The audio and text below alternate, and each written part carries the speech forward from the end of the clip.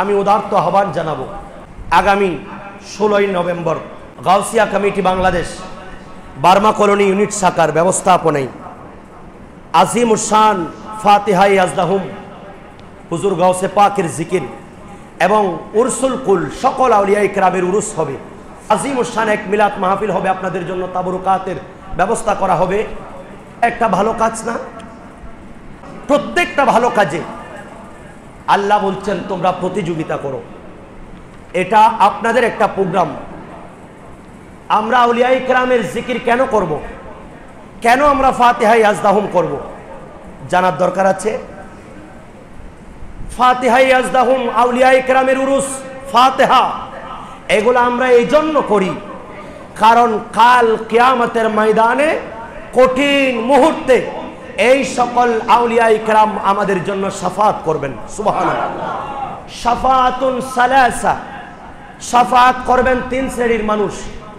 একটা হচ্ছে আল আম্বিয়া ওয়াল উলামা সালিহিন ওয়াস শুহাদা, শহীদরা আপনাকে শাফাত করতে পারবে। আলেম সালিহিন আল্লাহর ওলিরা আপনাকে শাফাত করতে পারবে। আর আম্বিয়া ইকরাম আপনাদেরকে আমাদেরকে শাফাত করতে পারবে। সেজন্য তাদের পথে তাদের মতে যদি আমরা থাকি, তাদের দেখানো পথে যদি আমরা পরিচালিত হই, তাদের এই সকল কর্মকাণ্ডে যদি আমরা অংশগ্রহণ করি, আমরা যদি সম্পৃক্ত থাকি, সেই দিন হুজুর গাউসে পাকের শাফাত আমাদের জন্য নসিব হবে। চিৎকার দিয়ে বলেন আমিন, বড় করে বলেন আমিন। আল্লাহর নবী বলছেন মান সান্না ফিল ইসলামি সুন্নাতান হাসানা, যেই ব্যক্তি কোন একটা ভালো কাজের সূচনা করলো, কোন একটা কল্যাণমূলক কাজ যেটা মানুষের বাহ্যিক ভেতরে পরিবর্তন আনে দেয়, যেখানে কোরআন সুন্নাহর আলোচনা হয়, যেখান থেকে মানুষ হেদায়েত লাভ করে, যেখান থেকে মানুষ তার জীবনের গাইডলাইন হিসাবে তার করণীয় নির্ধারণ করতে পারবে, বর্জনীয় পরিত্যাগ করতে পারবে, ওই সকল নেক কাজ ভালো কাজের যেই সূচনা করলো, মান সান্না ফিল ইসলামি সুন্নাতান হাসানা, যারা এই সকল ভালো কাজের সূচনা করলো, আল্লাহর নবী রাহমাতুল লিল আলামিন বলছেন ফাউমিলা বিহা কুতিবা লাহু মিথলু উজরিন মান আমিলা বিহা। আর যে এই কাজটা সূচনা করলো এবং সেখানে যত মানুষ উপস্থিত হয়েছিল, সেখানে এরা যারা আমল করেছে সবগুলি আমল ওই জিনিস সূচনা করেছেন যারা আয়োজন করেছেন এরা পাবে। আল্লাহর নবী বলছেন লা ইয়ানকুসু, এখান থেকে বিন্দু মাত্র কমানো হবে না, উজুরাহুম, তাদের এই প্রতিদান, মিন শাইইন, একেবারে কিঞ্চিত পরিমাণ। ওয়ালিদের মধ্যে সকল ওয়ালির যিনি সরদার, ইনি গাউসে পাক।